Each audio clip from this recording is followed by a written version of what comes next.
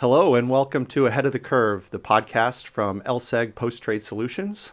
My name is Scott Sobolewski, a partner in Acadia's Quant Services group, and I have with me here today Dr. Roland Stamm, a fellow partner in Acadia's Quant Services, and Joey O'Brien, a senior consultant on our expert services team. And today we're here to do a year in review for our open source risk engine, or ORE. We'd like to highlight some important functionality that was recently released over the course of 2024, give you a preview or insight into how clients have most been using ORE over the course of this year, and what lies ahead in 2025. So if you're a newer viewer or listener, we'll start first with Joey. What is ORE? Thanks, Scott. So ORE is the open source risk engine. It's a C++ library with over 20 years of development to do everything from curve building, pricing of financial instruments, the whole way up to complex risk calculations, including XVAs. It's been used behind the scenes within Acadia for over 5 years now in terms of the sim calculation. So it's been battle tested in that case, but it's ongoing and fully open sourced. So that's what we're mainly here to talk about today. Yeah. And for a bit more background, ORE has been open source for nearly a decade now and has been quite mature. We continue to make continual improvements to ORE to support client-led growth and other use cases that we see in the open source realm. Things like expansion of instrument coverage across all asset classes. Some other big highlights from this year include SABRE modeling for interest rate options, XVA stress testing and sensitivity calculation, informed by some of our clients' regulatory capital requirements, and also historical simulation VAR. So quite a bit of functionality for derivatives and other financial instruments across market risk and counterparty credit risk. If you're not already aware or you're not familiar with ORE, it is fully open sourced end to end. For some of our commercial clients who are using ORE in production or as a replacement for internal or legacy risk systems, Acadia does also offer commercial support for those clients in the form of service level agreements or SLAs. And some of the feedback we've gotten over the last decade since ORE has been open sourced is that certain maybe large banks or other large institutions are perhaps hesitant to use pure open source software without a commitment from a software vendor. So Acadia has recently solved for that at the beginning of 2024 by offering now quite a low cost SLA for clients to get around some of those issues in the open source domain. But as you'll find out, plenty of clients still continue to use ORE entirely for free. So I guess first, I'd say the majority of the development that we put into ORE over the last year in 2024 has been driven by requests and funded development from some of our commercial clients. So I'll start rolling with you first. Maybe you could cover some of the biggest use cases for our commercial clients in ORE, specifically in the counterparty credit risk space first. Yes. So we have one very big client in the US who has driven a lot of the development that we've done over the past year. And the project that we have there is really to replace multiple systems in the risk space, both on the market risk side for stress testing and P&L explain, but also on the credit risk side. There we are talking about XVA calculations and PFE calculations. And maybe at that point, Joe, you could dive a bit deeper into that PFE piece. Sure, Roland. So one of the main use cases of ORE within that client is in PFE calculation. And in some sense, PFE calculation is as involved as it gets from a risk perspective. It involves simulated market data, repeated pricing, and storage. So that has been a huge component of the implementation of ORE within that client. In practice, they have a portfolio of over 100,000 trades, which at the end of each day, they have to calculate PFEs or potential futures exposures on in each case, and that's a highly involved calculation, and we've really battle tested ORE in this case in that implementation to be able to have the capability of doing that calculation every single day across that entire portfolio. So that's been one of the primary use cases in this setting. Mm-hmm. And what are the challenges in particular in the potential future exposure simulation?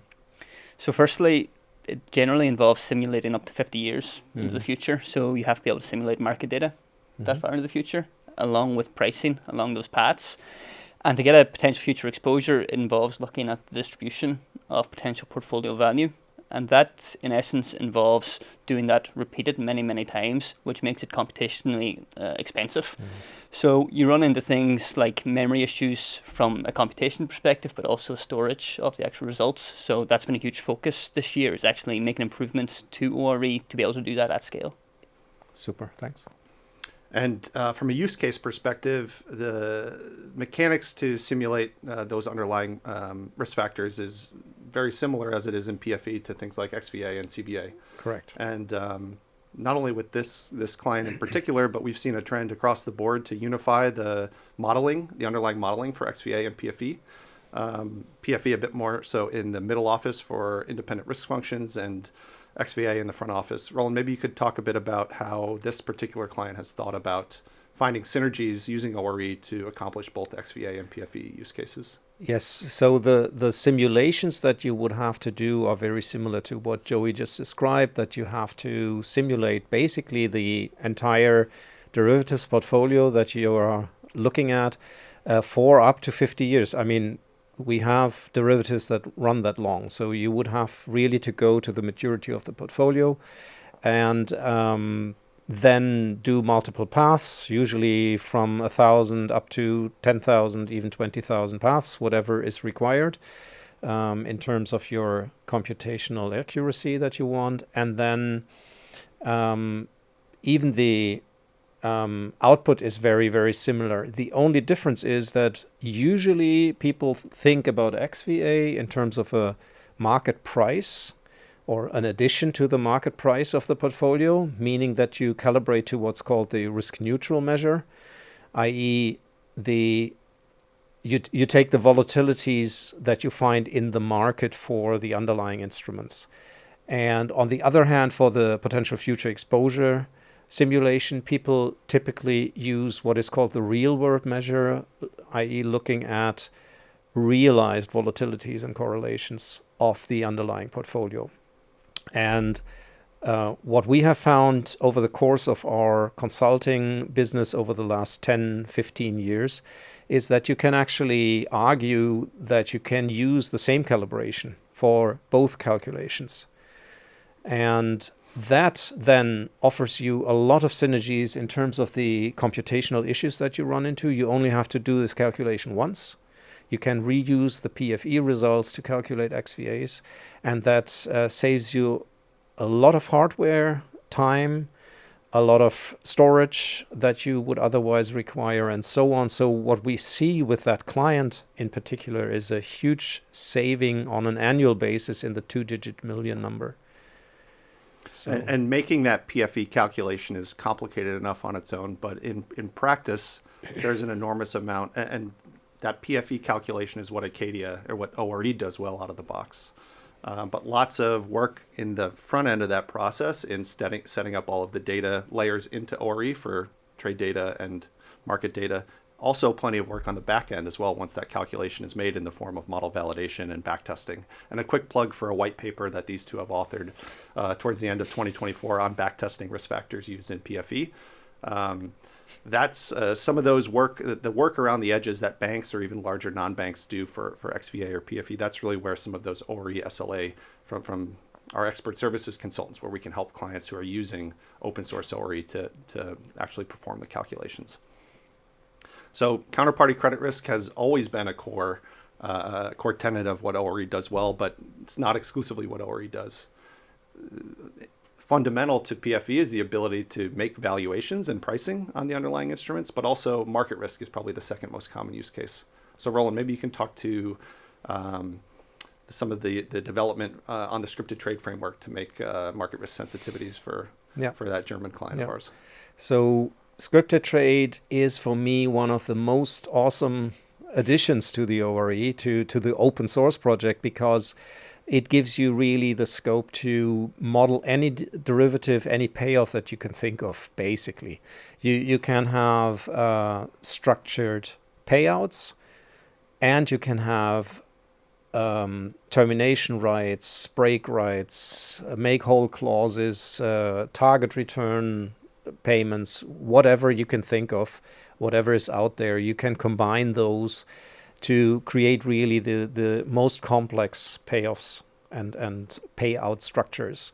So that is really a fantastic thing. It is highly competitive nowadays to third-party products that are out there that you have to pay a lot of money for, Yes. right? And one project in particular, I think that you were referring to here is one that was just finished very successfully, where we replaced a third-party product to do pricing and risk management, i.e. Market risk sensitivity numbers used both in market risk management but also in hedge accounting, using ORE for highly structured products, both in the inflation space but also equity and FX linked structures. So that was very, very successful, and we're really proud that that worked so well. The client is extremely happy with the results. So far, a good flavor for how ORE has been used commercially by our clients in production in the front office, hedging, XVAs, middle office, PFE. Also, what we would traditionally say back office functions like independent model risk groups or model validation groups. ORE provides a fantastic out-of-the-box capability, whether it be whether the model governance or model risk management task is validating pricing models, also risk models. That functionality is available out of the box. And Joey, maybe you could talk a bit to how using ORE as a benchmark tool on the model validation side helps save clients enormous amount of time and effort, avoiding the need to recreate benchmark models from scratch. For sure, Scott. So regardless of jurisdiction, I think we can all agree that every regulator encourages an independent valuation as part of any good model validation or model governance process, whereby you have your primary model and you want to have some surety that the PVs it's producing are actually accurate. So there are a number of ways of doing that. Some are internal model validation units within a bank, actually implementing things like spreadsheets or their own risk library. Python notebooks we see all the time. Yep. Yeah. And using those to perform that exercise. And that might just be as part of good practice, doing that periodically within the bank. And in that case, we are seeing a number of clients who want to actually replace these notebooks or Jupyter notebooks and spreadsheets with ORE to make it more both transparent and using a library which, rather than just being coded up the day off, is actually battle hardened with a library that's used by the entire industry every single day. So that's a huge use case for ORE, is to do that kind of benchmarking exercise to perform good model hygiene. Yeah. And that's just day-to-day basis. What we also see a lot of the time is that clients maybe have a new regulatory submission, right? They have a capital model or a pricing model which they want to feed to the regulators. That might be the SEC or the Bank of England. And as part of that submission process, they will be required to do an independent valuation. So throughout the year, we've had a number of projects where we've actually supported clients in doing that exact exercise using ORE versus their in-house pricing library. And to my eye, anyway, and my experience over the course of 2024, an emerging number of buy-side non-bank institutions, either subject to increased regulatory scrutiny to stand up a model governance or model risk management framework for the first time, or they're so large that their management, their board, has required that those teams start to dip their toes into the model validation, model documentation space. And if that's a topic that's near and dear to your heart, another reference, I'd encourage you to check out a previous podcast that Roland Stamm and I had authored specifically to initial margin model validation and model governance from late 2024 here on the Ahead of the Curve podcast. So we're certainly aware of the commercial use cases for ORE because clients are coming to us and telling us about their desire to use it. We are occasionally aware about pure open source use cases. And I'd say one of the biggest use cases so far, Acadia is most well known, I would say, for its support of the uncleared margin rules, helping clients make their non-cleared initial margin calculations and performing all of the required governance around that. We do have several clients who are using ORE purely to calculate SIM based on locally sourced or locally produced CRIFs. And that continues to be a very common use case. Acadia is quite diligent in promoting and pushing out newer SIM versions as published by ISDA, making sure they find their way both into our hosted commercial services as well as into our open source ORE offering. And even if even if ORE has not had an official release, we make sure to have off-cycle releases to support those newer SIM versions. So if you are using ORE for SIM, you can rest well knowing that new versions will be there. And if you need greater certainty contractually around that, you can inquire about an SLA to support those local SIM calculations in ORE. A second interesting use case has been for full balance sheet risk management, let's say, or even pure open source use cases on the XVA or counterparty credit risk space. So, Roland, maybe you can talk to some of our experiences in that department, or Sure. knowledge of clients using it for those use cases. Sure. So with our help, usually, that's why we know these clients. We have helped them migrate their portfolios to ORE. And one particular case that you mentioned first is really the entire balance sheet of a smallish bank that has been transferred to ORE, including accounts, including money market trades, bonds, what have you, and derivatives, of course. And to use ORE then to risk manage this portfolio or the entire balance sheet to the point where they can steer their or risk manage their IFRS margin.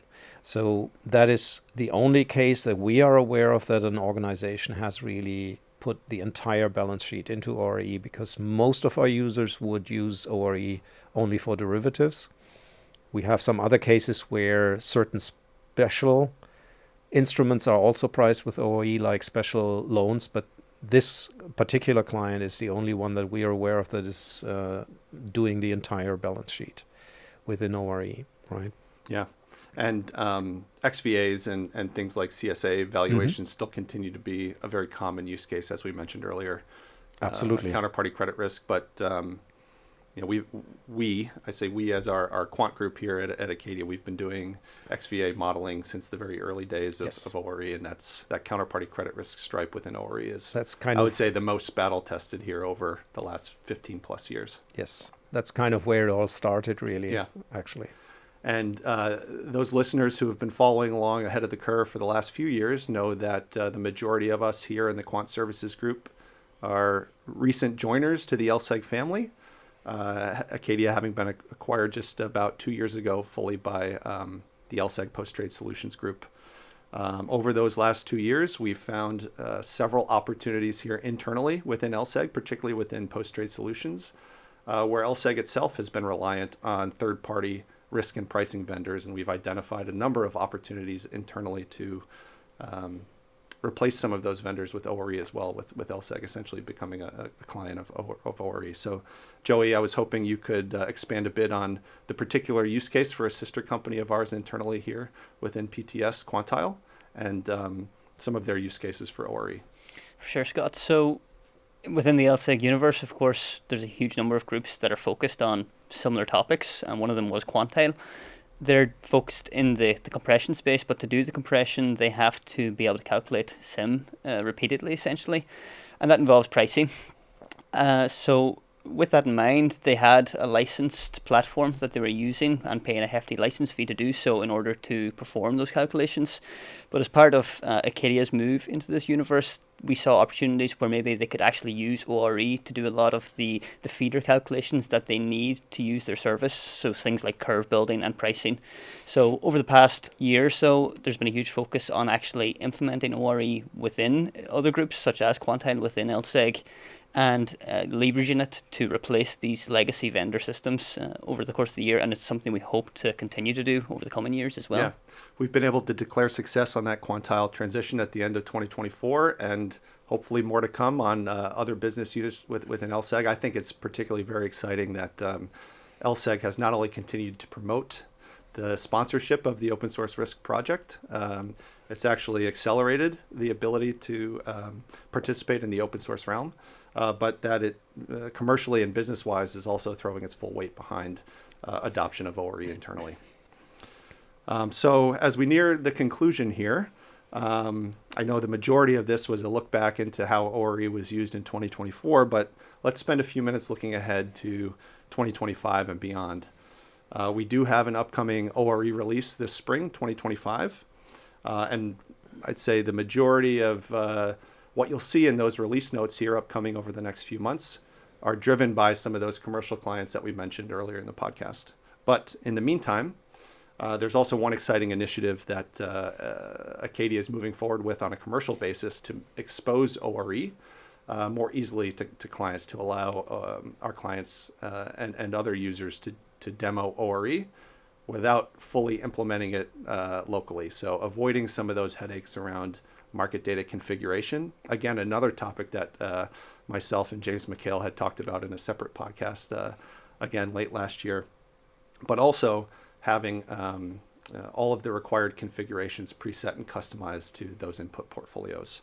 So if you're familiar with Acadia, we have worked very hard over the last 5 to 7 years to build out a centralized market data service that we use in our hosted commercial initial margin services.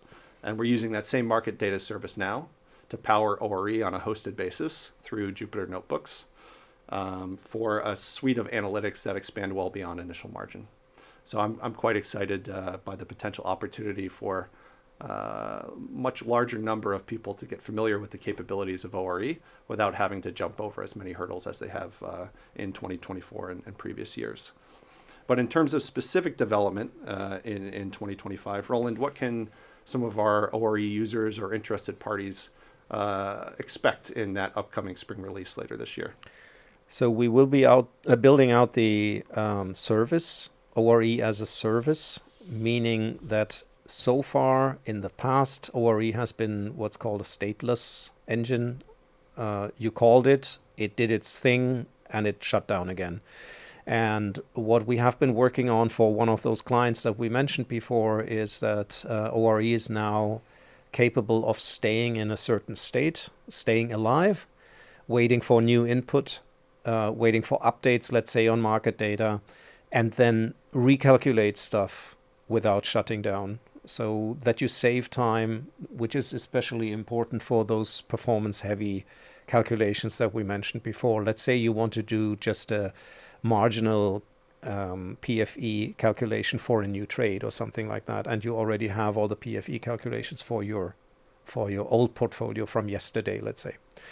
So these kinds of things, and in that vein, we will have more services to come to what we have already published. For example, the LGM calibration will become a service, i.e. a calibration that you can write out and then reuse, reload into ORE. Yeah. That would be one thing. As the instrument coverage and the analytics coverage has expanded within ORE over the last close to a decade now, I'd say a greater focus from some of our commercial users, particularly those with larger portfolios, has been on performance optimization and performance improvements. So in previous ORE releases, we've supported multi-threading. I mentioned XVA sensitivities, which the XVA calculation in itself is quite burdensome. XVA sensitivities is an order of magnitude more difficult. That has been released. The ability to make a basic XVA sensitivity calculation was released in 2024, but I know, Roland, we've expanded the performance of those XVAs sensitivities using algorithmic differentiation, and that's an exciting release that should be coming later this spring as well. Absolutely. And also the usage of GPUs to speed up things is also being expanded on. There was a proof of concept release, so to say, in the last release, but we are expanding on that and hope to see even better results and broader coverage. We will also, sorry for interrupting, we will also include more asset classes in the American Monte Carlo framework, especially equities and probably also commodities. Yeah. I'd say the biggest benefit of using ORE or familiarizing yourself with ORE is, as you've hopefully learned over the course of this podcast, the amount of commercial clients and open source users that are feeding back development into this life cycle. It has, as we know for a fact, we use ORE ourselves here in our hosted initial margin services. Over 100 clients use it every day to make those initial margin calculations. So not only consulting clients of ours that we know about either funding or contributing directly to ORE, but also development that we make ourselves to service our hosted risk services clients. And the GPU topic sparked my memory there. Joey, maybe we could get a bit into some of the specific development that clients will see upcoming here in 2025 related to enhancements that we've made ourselves to support those risk services clients. GPUs and backtesting is one area that comes to mind. For sure. So these extremely computationally heavy exercises, such as backtesting, whereby you might have to calculate sensitivities or P&Ls over a 10 or 15 year period, that's a performance heavy task. So we're always looking for tricks we can do to speed up that calculation. One of them is a joint algorithmic differentiation, which I think is a really cutting edge topic in terms of performance in that space. So we have an implementation of that within ORE, which makes that kind of scale of back testing for a number of clients possible on a frequent basis. So that's probably the first major performance enhancement that we've seen over this year. Then the other ones, like you both mentioned before, is the GPU space, which allows a lot of enhancements to performance calculations being made. So the industry knows, even beyond the industry knows, that GPUs are extremely pretty popular. hot right now. Hot now for a range That's of an understatement of the day, I think. intensive calculations. So we also have ideas of leveraging these GPUs and maybe a CUDA framework in order to enhance our ability to do these kind of CVA sensitivity calculations that you mentioned earlier, Scott, that are extremely computationally heavy. I think one CVA calculation is hard at times, but doing it to calculate sensitivities for every risk factor, you do need these kind of performance enhancements, and we've embraced them fully in order to be able to do that. And we've been working on this GPU research and testing for 2 to 3 years now, and we're to the point where we're excited to commit to releasing ORE's compatibility with GPU frameworks, OpenCL and CUDA in the open source domain upcoming this spring 2025. So I think that's certainly something to look forward to. And I would say the last thing related to our hosted commercial services, Acadia does offer a capital calculation service alongside our daily initial margin services, whereby some of the standardized Basel III capital metrics can be calculated by Acadia now using ORE. So things like SACCR, your standardized approach to counterparty credit risk under Basel III, your FRTB standardized approach, very similar to the SIM framework if you're familiar with that as a sensitivity-based VAR approximation. And I'd say more cutting edge or more exciting, not only BACVA, but also SACVA.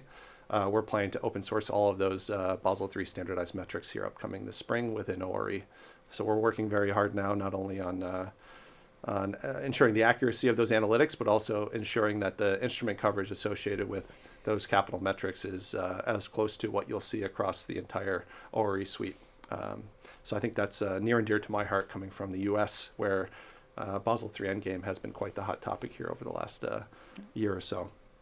So with that, I'd like to thank both Roland and Joey for joining me today on this exciting, I hope, episode of Ahead of the Curve. For more information about the open source risk engine, I'd encourage you to visit our website, opensourcerisk.org. And if you're interested in any of the commercial services that you heard us mention today, in particular the service level agreement or any sort of commercial support that you may require for the open source risk engine, you can visit acadia.inc to get in touch with some of our sales team. So I appreciate it. Thank you, guys. Thank and you. Have a great rest of your day. Thank you. You too. Thanks.